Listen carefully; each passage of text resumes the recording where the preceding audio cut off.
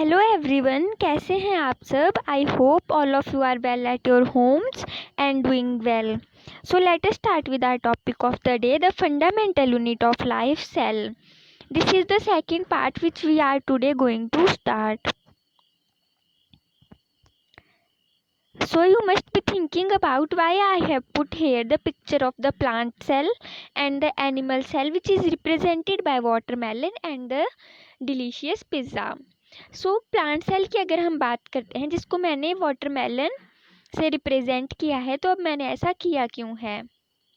तो अगर हम बात करते हैं वाटरमेलन की, तो वाटरमेलन क्या है, हमारा एक प्लांट है और इसको मैंने रिप्रेजेंट किया है एनिमल सेल को एक पिज़्ज़ा से। तो मैंने ऐसा क्यों किया है, तो मेन जो मैं इसके थ्रू आपको बताना चाहती हूँ वो है वॉल का डिफरेंस, जो प्लांट सेल के केस में दो होती हैं, सेल वॉल और सेल मेम्ब्रेन।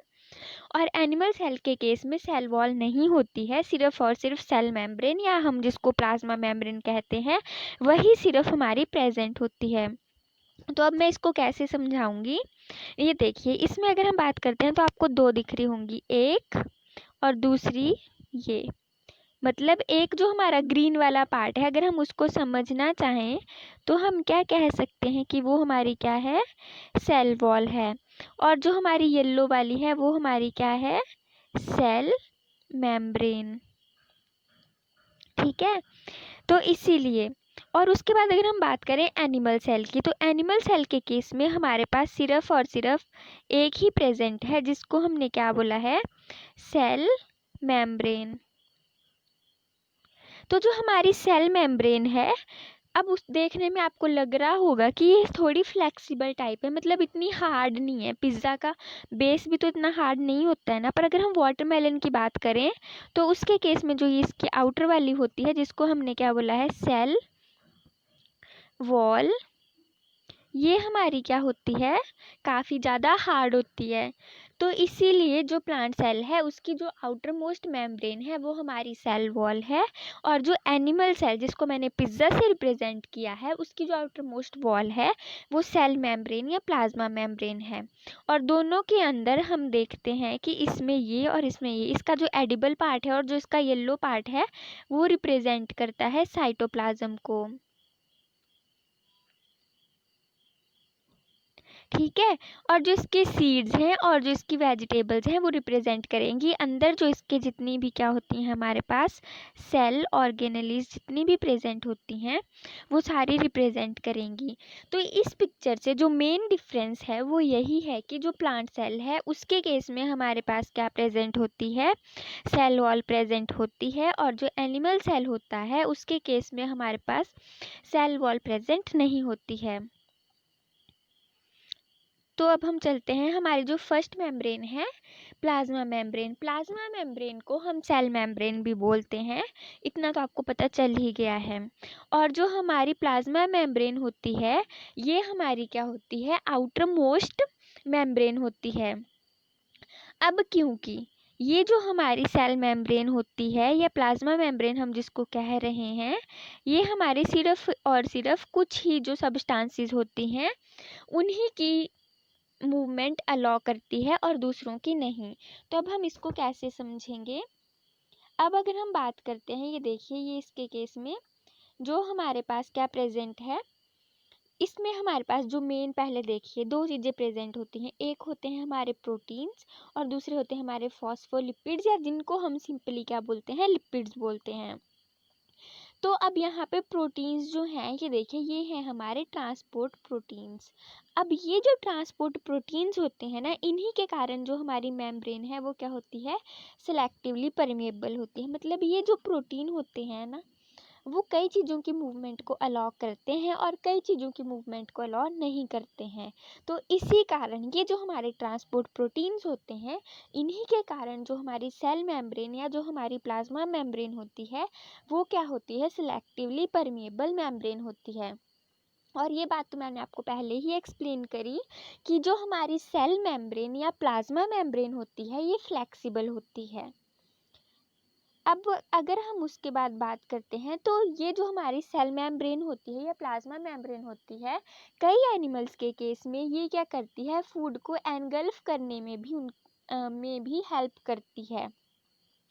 तो इसीलिए ये जो एनगल्फ करने में हेल्प करती है, इसका एग्जाम्पल है अमीबा। अब ये होता कैसे है इसको हम एक्सप्लेन करेंगे।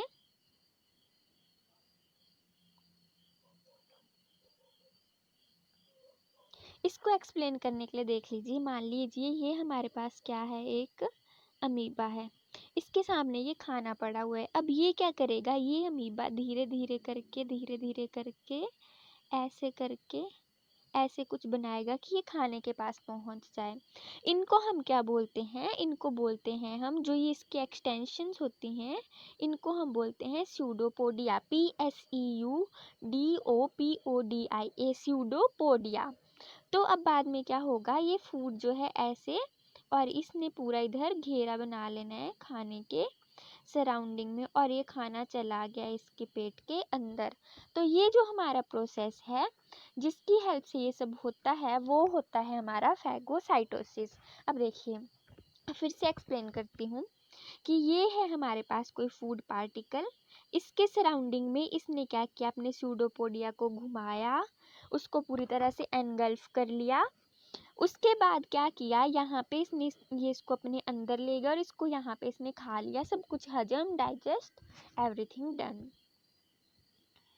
सो लेट अस मूव फर्दर। अब आती है बात कि मैंने पहले बोला कि ये जो हमारी सेल मेम्ब्रेन होती है, ये हमारी क्या होती है, सिलेक्टिवली परमेएबल मेम्ब्रेन होती है।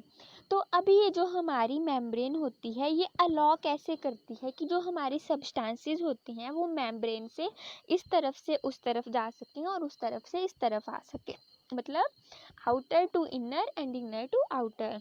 तो अगर हम बात करें तो फर्स्ट जो हम प्रोसेस डिस्कस करेंगे वो है हमारा प्रोसेस ऑफ डिफ्यूज़न। डिफ्यूज़न में हमारे पास क्या होता है, स्पॉन्टेनियस मूवमेंट होती है। स्पॉन्टेनियस का क्या मतलब होता है, स्पॉन्टेनियस मीन्स एटीपी जो हमारी एनर्जी है वो इसमें बिल्कुल भी नहीं लगेगी, मतलब एनर्जी की इसमें बिल्कुल ज़रूरत नहीं है, बस ऐसे ही मूवमेंट हो जाएगा। अब ऐसे कैसे होगा, कुछ तो डिफरेंस होगा ना कि मूवमेंट हो रहा है। मान लीजिए ये आपका क्या है, ये आपका सेल की मेम्ब्रेन है, ये उसकी आउटर साइड है और ये इसकी इनर साइड है। तो अब यहाँ से यहाँ को अगर कोई चीज़ आ रही है या फिर यहाँ से इधर को कोई जा रही है, मतलब आउटर से इनर आ रही है या इनर से आउटर जा रही है, तो दोनों के बीच में कोई ना कोई डिफरेंस तो होगा ना किसी चीज़ का, कि सब्सटेंसेस मूव कर रही हैं, ठीक है। तो अब ये क्या है जिसके कारण ये सब्सटेंसेस मूव कर रही हैं, अब उसको हम समझते हैं।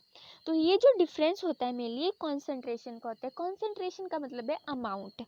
अब देखिए मान लीजिए, एक्सप्लेन करती हूँ कि ये देखिए आपकी सेल मेम्ब्रेन है, ठीक है। मान लीजिए इधर 5 चीज़ें हैं और इधर 3 चीज़ें हैं, तो अब क्या होगा, इधर से एक चीज़ इधर आ जाएगी ताकि दोनों साइड क्या हो जाए, 4 चीज़ हो जाए, मतलब बैलेंस हो जाए, ठीक है। तो इसीलिए क्या होता है, जो सब्सटेंसेस होती हैं मूव करती हैं हाई टू लो। ज़रूरी नहीं है कि ये सब्सटेंसेस,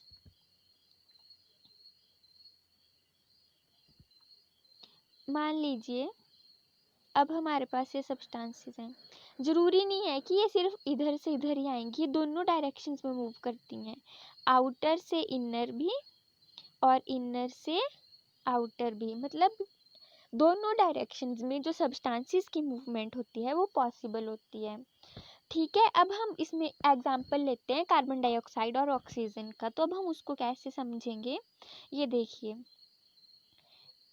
यहाँ पे हमारे पास क्या है, ये ब्लू जो होता है हमारा ब्लड कब होता है, जब उसमें क्या प्रेजेंट होती है, CO2। तो इसका क्या मतलब है, यहाँ पे कार्बन डाइऑक्साइड की जो कॉन्सेंट्रेशन है वो बहुत ज़्यादा है, ठीक है। यहाँ पे तो यहाँ पे कॉन्सेंट्रेशन ज़्यादा है, इसीलिए सब कार्बन डाइऑक्साइड यहाँ से क्या हो रहा है, ब्लड जो हमारी वेसल है वहाँ से एल्वुलाई में आ रहा है, ठीक है। अब यहाँ पे ऑक्सीजन, क्योंकि ये हमारी अंदर आ रही है एयर, जब हम सांस लेते हैं तो हम क्या लेते हैं, एक्चुअल में ऑक्सीजन लेते हैं। तो मतलब यहाँ पे ऑक्सीजन का जो अमाउंट है, ऑक्सीजन की जो कॉन्सेंट्रेशन है वो ज़्यादा है। तो अगर यहाँ पे ऑक्सीजन की कॉन्सेंट्रेशन ज़्यादा है तो वो यहाँ से यहाँ पे जाएगा। अब देखो ये धीरे धीरे करके यहाँ से ना ऑक्सीजन जाना शुरू हो गई है, इसी के कारण ये जो इसका ब्लू कलर था ना पहले, अब वो क्या हो रहा है, धीरे धीरे रेड में कन्वर्ट हो रहा है। Let me explain one time more, अगर आपको समझ नहीं आया तो।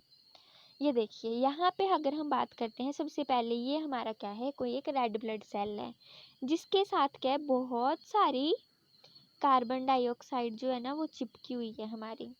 ठीक है, अब यहाँ से क्या है, ज़्यादा कार्बन डाइऑक्साइड है तो वो क्या हो रही है, डिफ्यूज़ होके यहाँ पे जा रही है, और यहाँ से हमारी, मैंने क्या बोला, क्या आ रही है, ऑक्सीजन आ रही है। तो धीरे धीरे करके ना ये इधर कंबाइन होना शुरू हो गए रेड ब्लड सेल्स के साथ, और जैसे ये कंबाइन होना शुरू हो गए तो इनका जो कलर है वो हमारा ब्लू से क्या हो रहा है, रेड हो रहा है। तो ये जो है हमारा प्रोसेस, ये है हमारा प्रोसेस डिफ्यूज़न का, जिसमें हम क्या बोलते हैं कि हमारे पास जो सब्सटेंसेस की मूवमेंट होती है, that is from high concentration to the low concentration.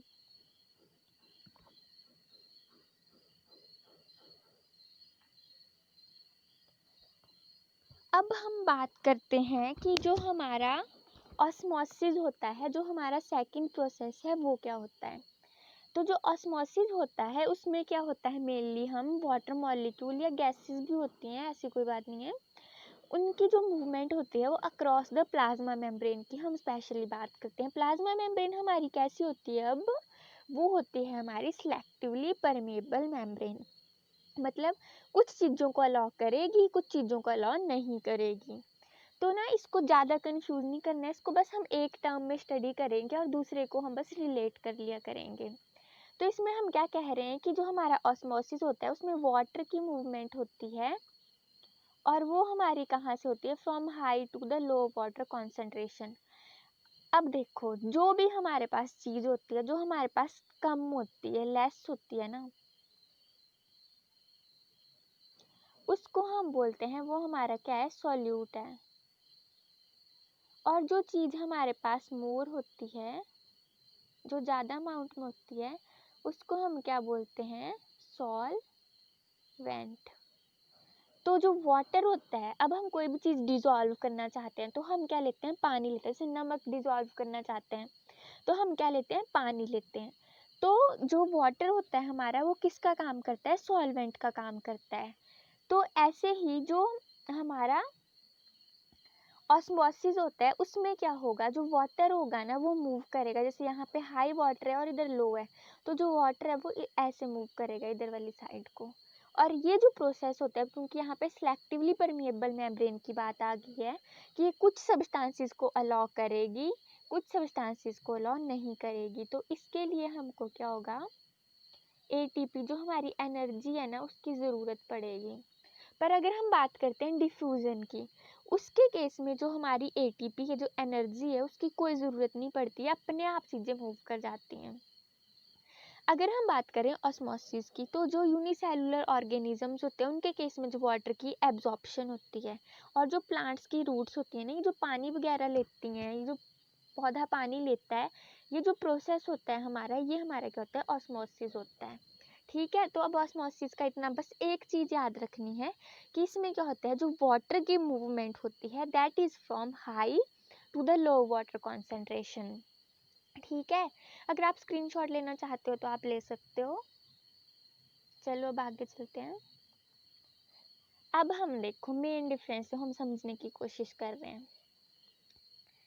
इसमें देखो डिफ्यूज़न है, डिफ्यूज़न के केस में क्या हो रहा है, सॉल्यूट के मॉलिक्यूल्स और सॉल्वेंट के, यहाँ पे सॉल्यूट के ज़्यादा थे तो ये क्या करेंगे, हर एक डायरेक्शन में ऐसे डिफ्यूज़ कर जाएंगे और स्प्रेड हो जाते हैं अपने आप इवन वे में।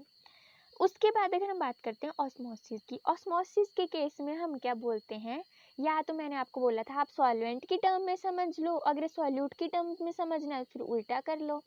ठीक है, तो ऑस्मोसिस में हमने क्या बोला था, अगर हम सॉल्वेंट के टर्म में चलते हैं तो हमारा हाई से किधर जाएगा, लो में जाएगा, मतलब हाई टू लो। अगर हम बात करते हैं सॉल्यूट की, फिर तो सॉल्यूट के केस में कहाँ से जाना चाहिए, लो टू हाई जाना चाहिए। तो वही तो ये बोल रहा है, ये क्या बोल रहा है कि जो यहाँ पे हमारे पास होता है वो कहाँ से मूव करता है, low to the high solute concentration. ये लो कॉन्सेंट्रेशन है, ये हाई कॉन्सेंट्रेशन है। तो ये देखो ऐसे मूव कर रहे हैं, ठीक है। चलो अब चलते हैं आगे।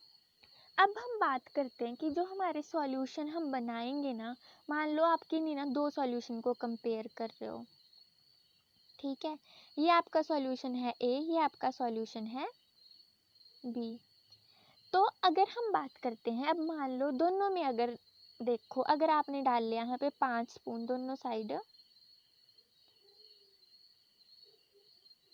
इधर भी मान लो 5 स्पून डालने हैं आपने और इधर भी आपने क्या डालने हैं 5 स्पून ऑफ शुगर।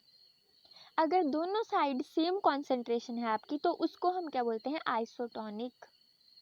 ये देख लीजिए, दोनों साइड अगर आप काउंट भी करोगे तो भी आपको दिखेगा कि दोनों साइड आपके पास क्या है, सेम कॉन्सेंट्रेशन है अगर, तो हम उसको बोलते हैं आइसोटोनिक सॉल्यूशन। बट अगर हम बात करते हैं, यहाँ पे देखिए एक साइड आपके पास 5 सॉल्यूट के पार्टिकल्स हैं और एक साइड 3 है, तो अगर किसी में कम है तो उसको हम क्या बोलते हैं हाइपोटोनिक। जिधर वाली साइड कॉन्सेंट्रेशन कम होगी उसको हम बोलेंगे हाइपोटोनिक। और अगर कहीं पे ये देखिए यहाँ पे आपके अप्रॉक्सीमेटली 10 होंगे और इधर आपके 5 हैं, तो यहाँ पे ये जो है इसको हम बोलते हैं हाइपरटोनिक सॉल्यूशन। तो हमने क्या किया, हमने 3 सॉल्यूशंस हैं, 3 टाइप के सॉल्यूशंस हैं वो अभी तक पढ़े हैं, जिसके केस में जो आपकी कॉन्सेंट्रेशन है वो सेम होगी, मतलब मूवमेंट तो होगी यहाँ पे भी, ऐसा नहीं है कि यहाँ से इधर, बात नहीं है कि इधर से इधर को पार्टिकल्स मूव नहीं करेंगे, पार्टिकल्स मूव तो करेंगे पर नेट जो हमारी मूवमेंट होगी वो ज़ीरो रहेगी। तो ऐसा सॉल्यूशन जिसमें दोनों साइड पे कॉन्सेंट्रेशन सेम है उसको हम बोलते हैं आइसोटोनिक सॉल्यूशन। ऐसा सॉल्यूशन जिसमें एक साइड पे कम है और दूसरी साइड पे ज़्यादा है उसको हम बोलते हैं हाइपोटोनिक सॉल्यूशन।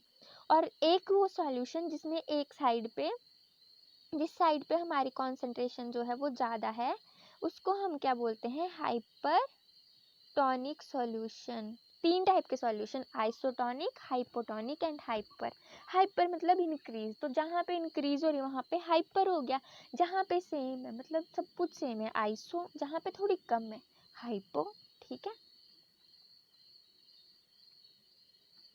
अब अगर हम बात करते हैं अपना, मान लो आपने कोई एक हाइपोटोनिक सॉल्यूशन लिया, मान लो आपने कोई एग है ना उसको रख दिया पानी में, तो अगर आपने उसको पानी में रखा तो उसमें क्या होगा, जो पानी होगा ना वो अंदर आना शुरू हो जाएगा और वो जो एग का इतना सा साइज था वो बड़ा होके इतना बड़ा हो जाएगा।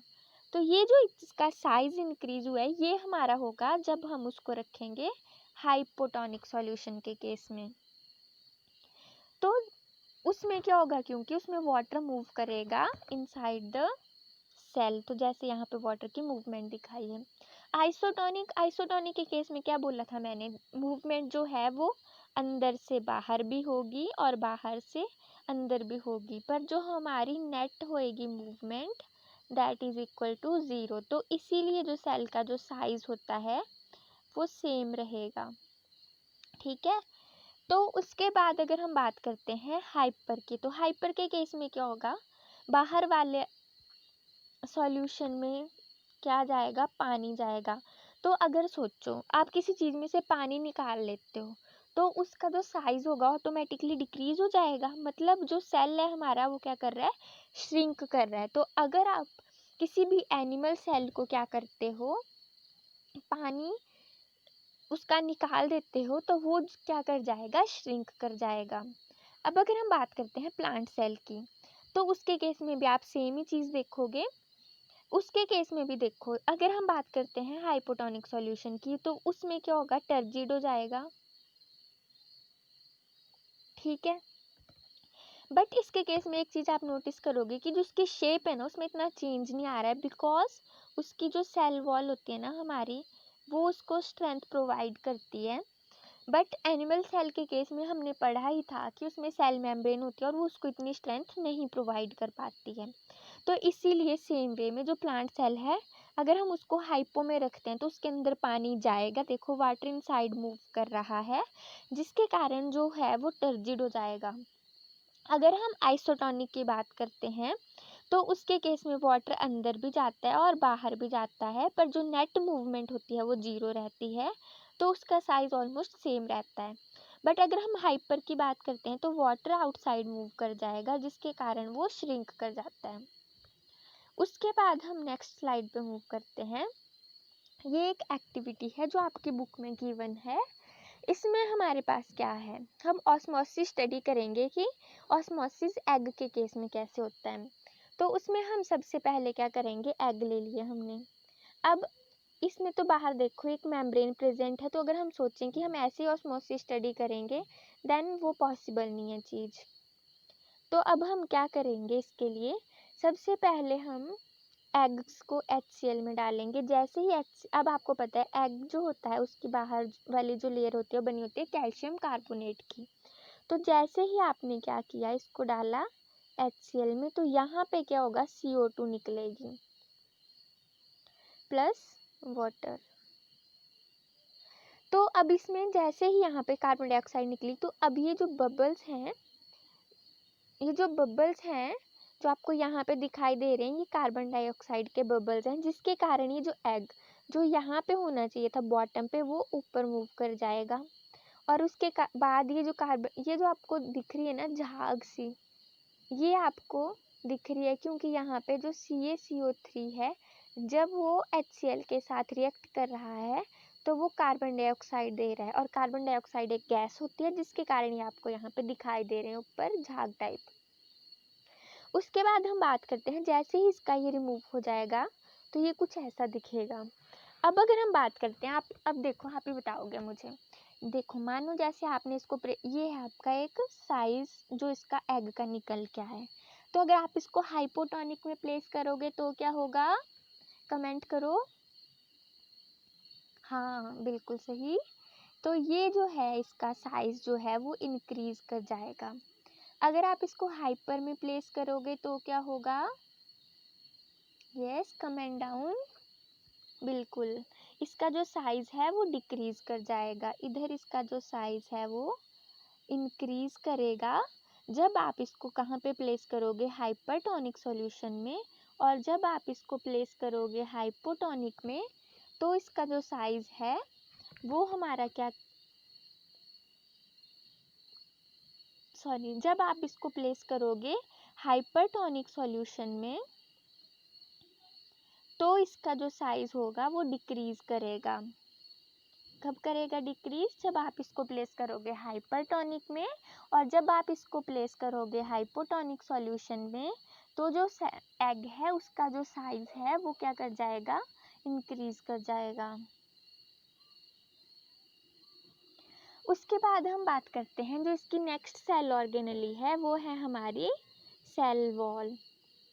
तो जो हमारी सेल वॉल होती है ये प्रेजेंट होती है सिर्फ और सिर्फ प्लांट सेल्स के केस में, और ये बनी होती है हमारी सेलुलोज की।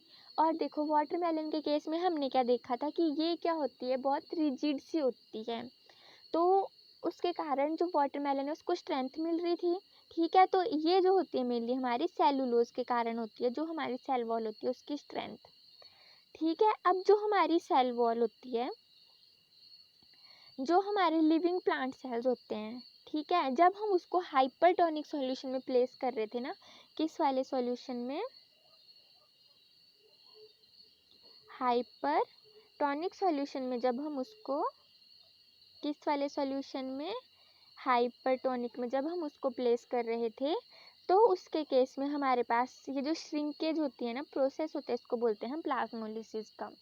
तो इसको अब हम कैसे स्टडी करेंगे, एक बार मैं आपको फिर से एक्सप्लेन कर देती हूँ।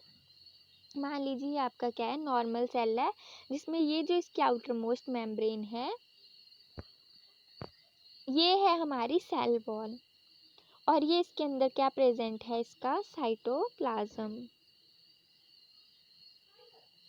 ठीक है, तो अब जैसे ही हमने इसको प्रेजेंट डाल दिया किसी भी सॉल्यूशन में जो हमारा हाइपरटोनिक सॉल्यूशन है, या फिर हम उसको क्या बोल सकते हैं, प्लाज्मोलाइजिंग सॉल्यूशन। तो जो इसका साइटोप्लाज्म है ना, सेल मेम्ब्रेन वाला, सेल मेम्ब्रेन से लेके, तो वहाँ से ये क्या हो जाएगा, श्रिंक होना शुरू हो जाएगा, और देखो इसका जो साइज है वो डिक्रीज हो गया। तो ये जो हमारा सेल होता है इसको हम क्या बोलेंगे कि जो हमारा सेल है ये प्लाज्मोलाइज हो चुका है। और ये जो हमारा प्रोसेस है जिसके थ्रू ये जो हमने ऑब्जर्व किया है इसको हम क्या बोलते हैं, प्लाज्मोलिसिस।